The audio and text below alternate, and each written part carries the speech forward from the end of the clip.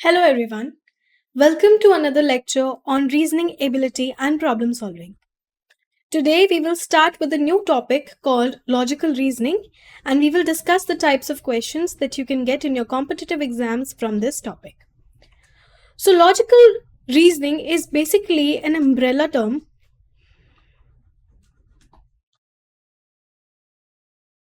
or a broad term that comprises of various types of questions that you can get in reasoning. It is the ability to think critically and logically. So basically, what you do is based on your logics, you analyze different patterns, different logics, different rules to deduce your answers. So that is what you mean by logical reasoning. In your examinations, you can get broadly four types of problems from logical reasonings. Type 1 is deductive reasoning. Deductive reasoning basically means that you are given a set of statements, and based on that, either you have to identify the assumptions or the conclusions. Okay, this is type 1 deductive reasoning. Then you have type 2 analogies and patterns.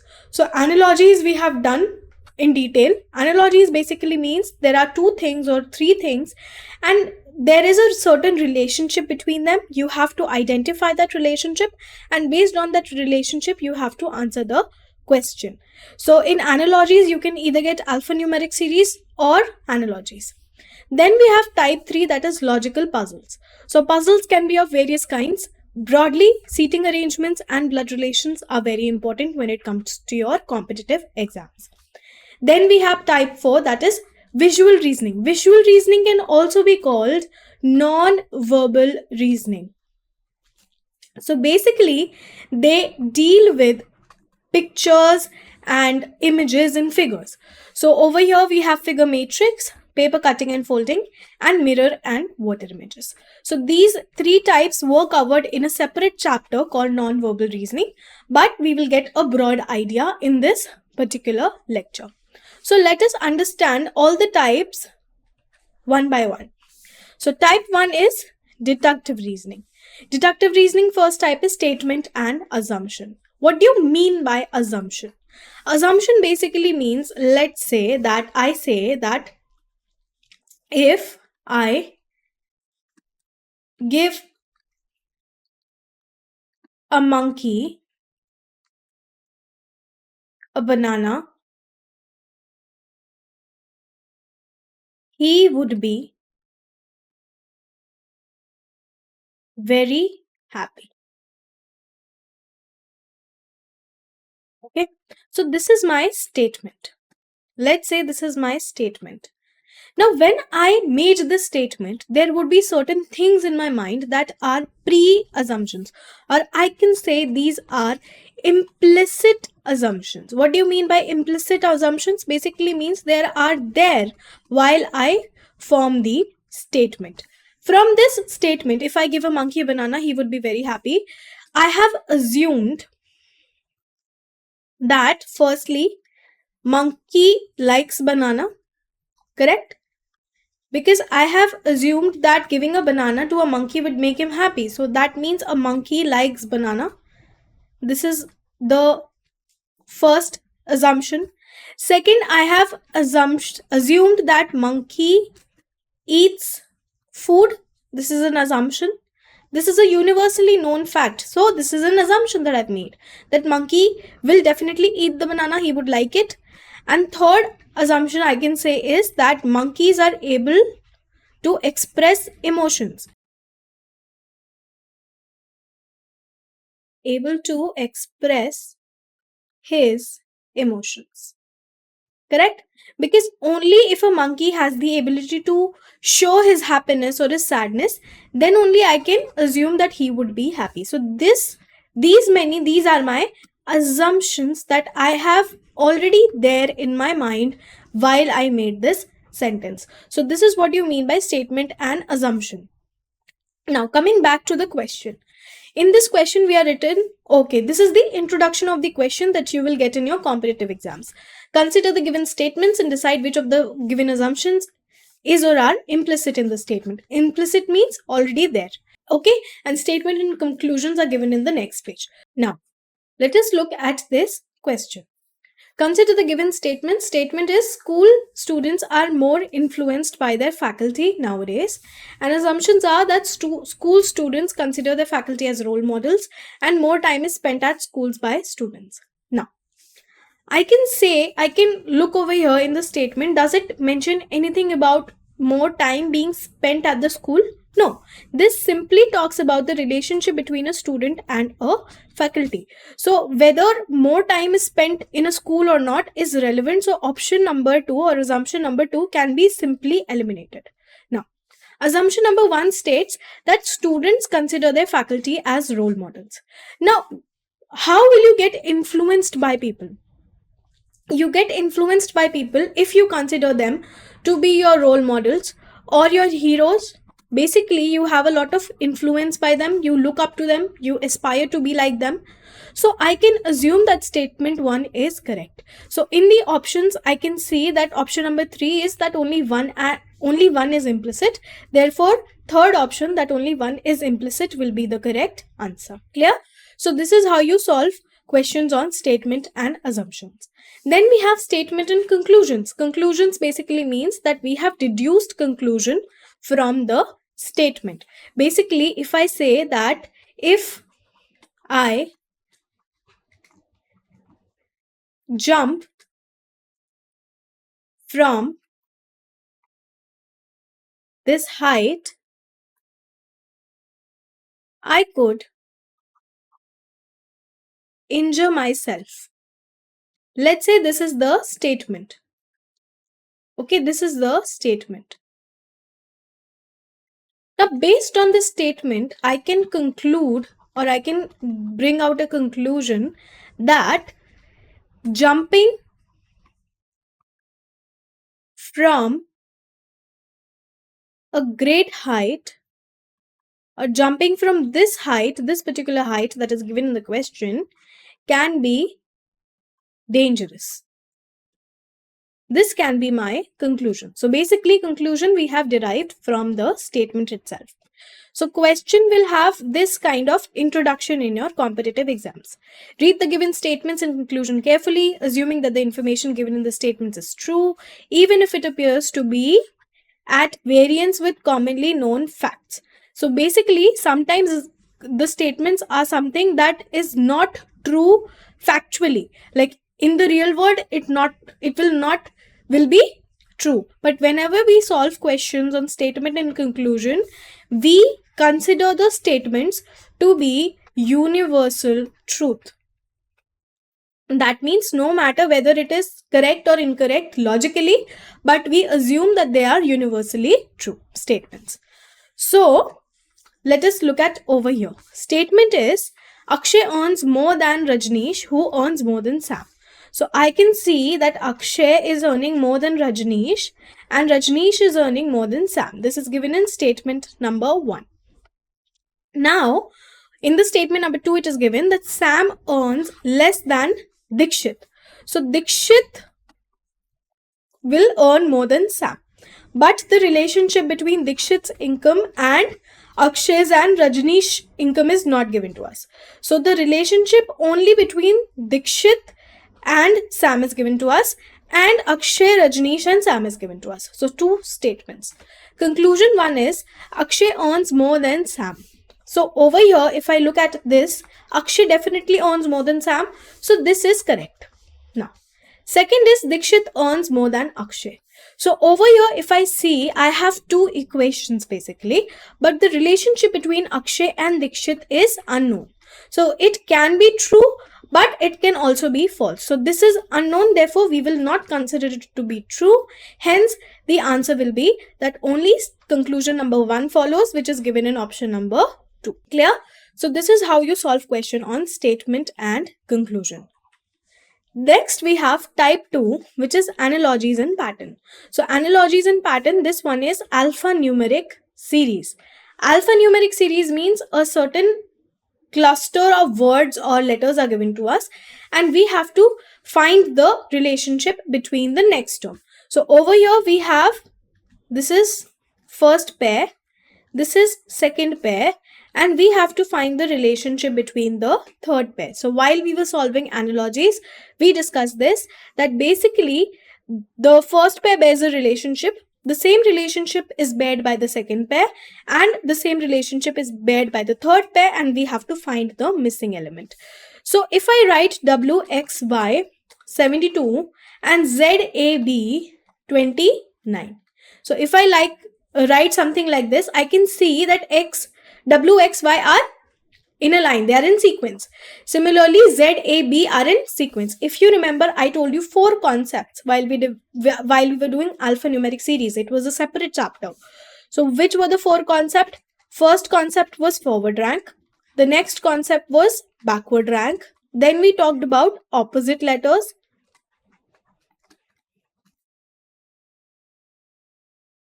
And then we talked about looping. So these were the 4 concepts that we talked about while we were discussing alphanumeric series.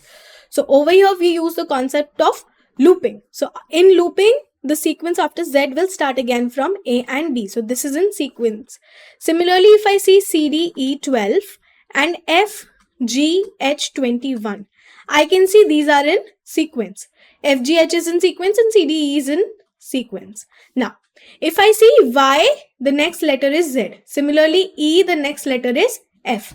So over here, if I have A, I, J and K, the next letter will be L and sequence will be L, M and N. This eliminates option number 1 and option number 2. Correct? Now, basically what we have to see now is how the number is being written. How the number is being written.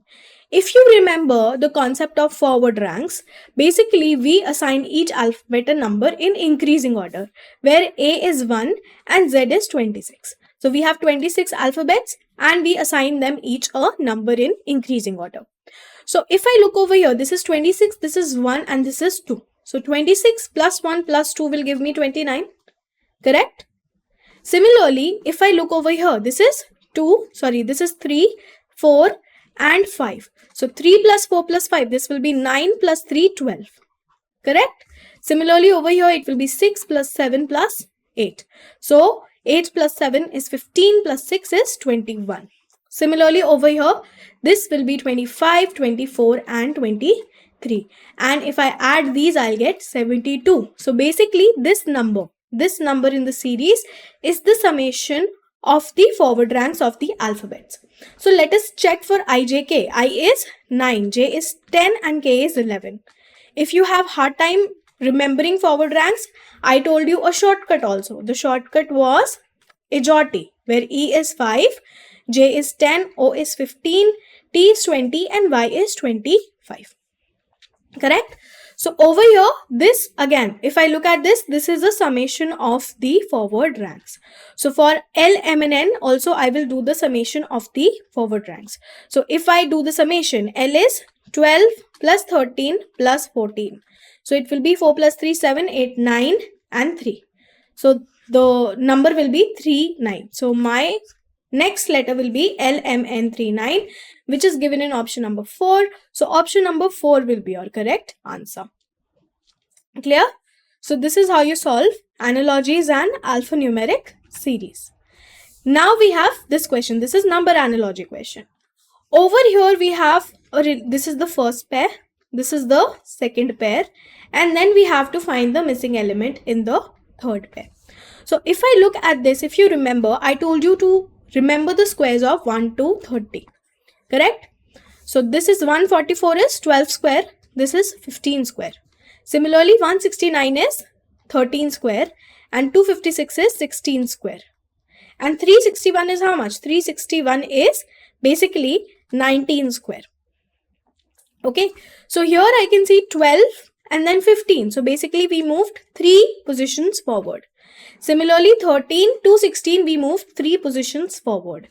So here, if I write 16 square, I'll move 3 positions forward. And 16 square is 256. So the missing number will be 256, which is option number 3.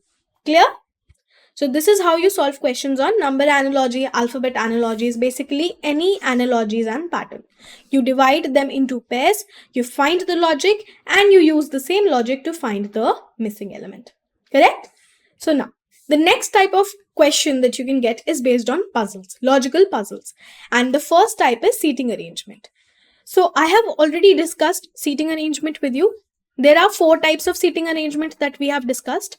So basically, the first type of seating arrangement is your linear seating arrangement. Linear seating arrangement means everybody is sitting in a straight line and they are facing either north or south or east or west. Correct? That is your linear seating arrangement. Then very common circular seating arrangement. Circular means everybody is sitting around a table or everybody is sitting in a circle in a park. These kind of questions. So in circular seating arrangement, either people face inwards. Inwards mean towards the center of the table, or they face outwards. Outwards mean away from the center of the table. We are just doing a quick revision. We have already discussed these in details. Correct? Then we have parallel rows. Parallel rows means there are 2 types of parallel rows. So in parallel rows, basically, there are 2 rows in which people sit. They can be facing each other. They can be facing away from each other. They can be facing both the same direction, or they can be facing both the opposite direction. Something like this. These are the cases that you can get in your parallel rows. Then we have the square or rectangle seating arrangements. Square rectangle seating arrangement, everybody is sitting around a square table or a rectangle table. There would be some people sitting at the edges over here, and there will be some people sitting at the corner. So this we already discussed.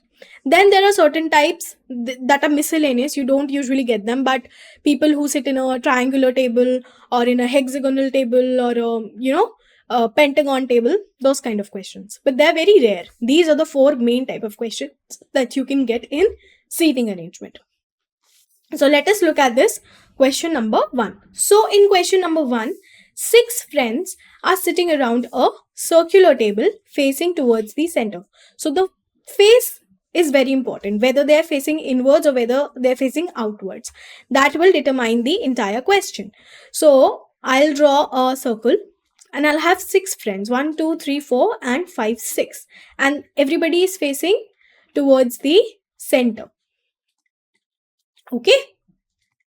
Now, B is to the immediate right of L. So if L is over here, B is to the immediate right. So B will be here. Correct? D is second to the left of J. Let us hold this information because we don't have any reference for D or J.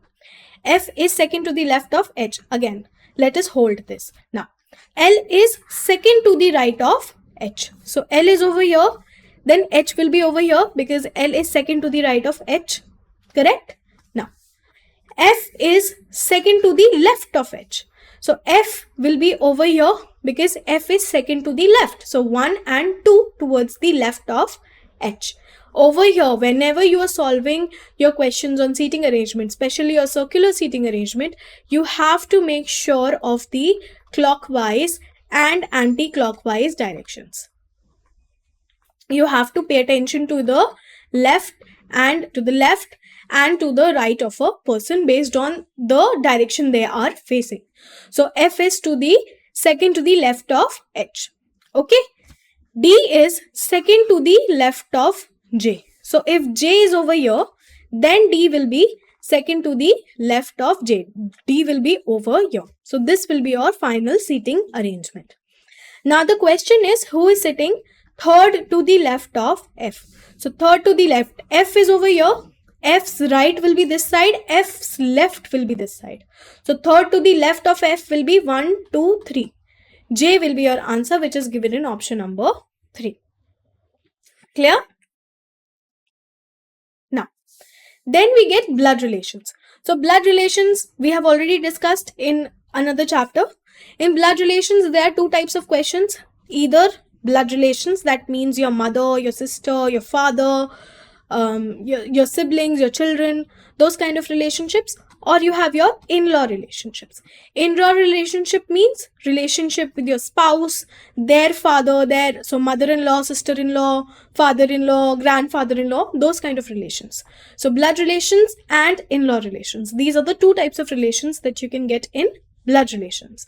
Now, if you look at the question over here, A divided B means A is the father of B. So basically we are given a blood relation question, but it is coded. So we have to first decode this.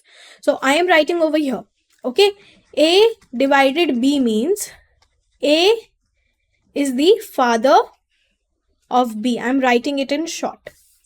A into B means A is the mother of B. So A into B means A is the mother of B. A plus B means A is the brother of B. So A plus B means A is the brother of B. Correct? And which we have to find out of the four options, which of the following shows the expression that Q is the daughter of P. Okay, so whenever we are solving blood relation question, there are certain things that you have to remember. First, do not assume gender. Meena can be a man, Sheetal can be a man, Karthik can be a woman. So examiner can give these type of questions to confuse you. So we have to deduce the gender. We do not assume gender of any person. This is something that you have to always remember. Second, use different symbols. Use different symbols to denote different relationships.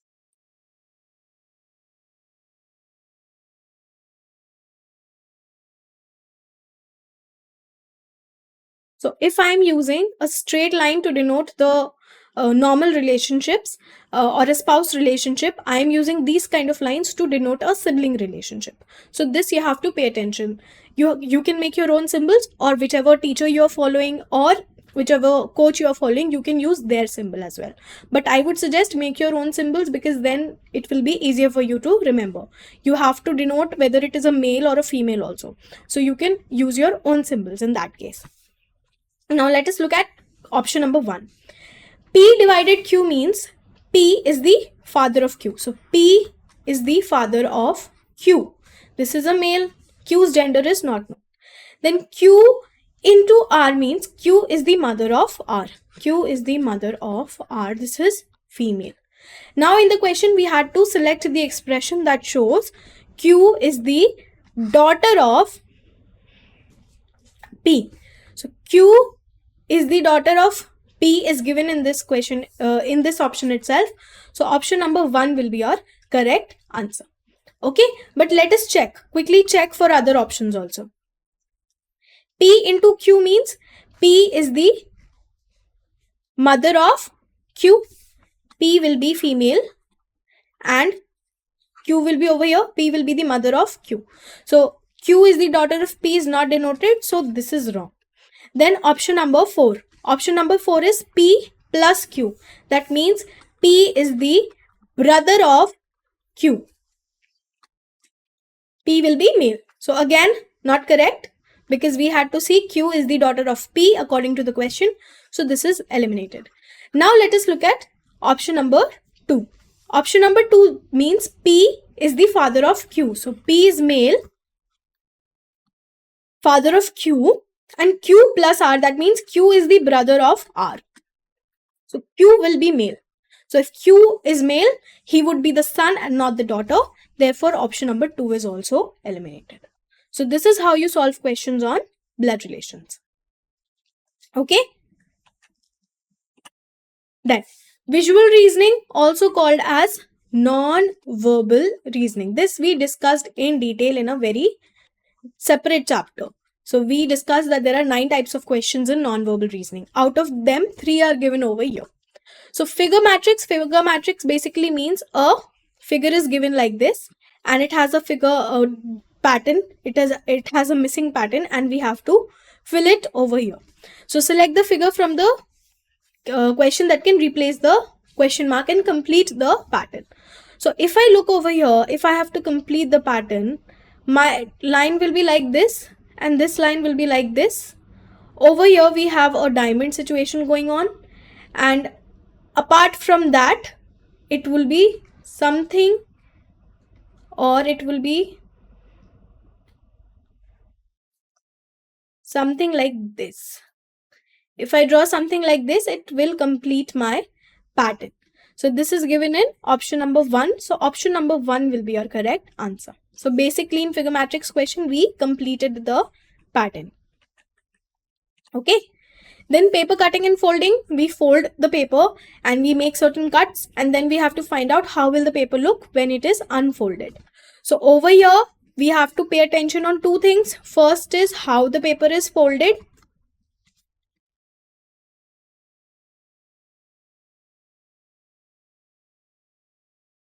And the second is what are the incisions or how the paper is cut. These are the two things that we have to keep in mind. So the first paper was folded in half, then again half, and then this cut was made. So now if I open the paper, it would look something like this, correct? It would look something like this. And if, because this is the direction in which I will open the paper, and now if I open the paper further, I'll have a cut here and I'll have a cut here. So this is given in option number 4. So option number 4 will be your correct answer to this question. So simple questions you get in paper cutting and folding. Then we have mirror and water images. So mirror and water images, first important thing, placement of mirror.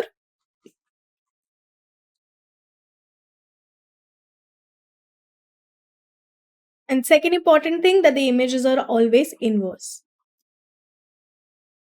So whenever we talk about water images, the mirror is always over here because you have your water over here and you have to make the pattern like this. So if this is the image and we have to find their water image, it will be like this. This is your water image.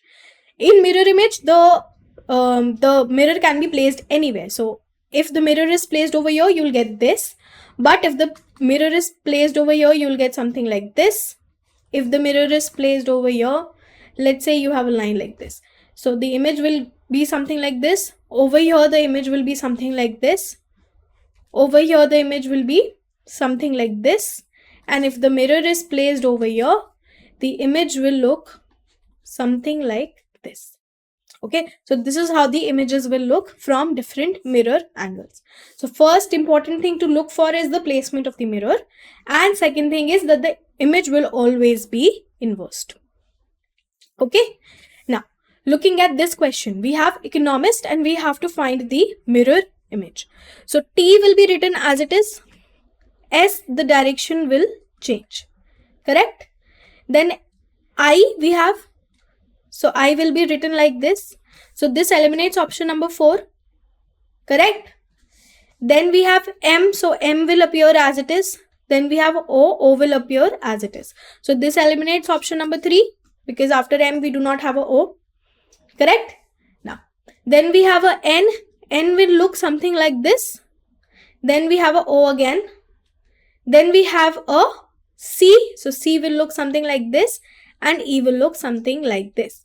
So this is given in option number 1. So option number 1 will be your correct answer to this question. So this is how you solve questions on mirror and water images.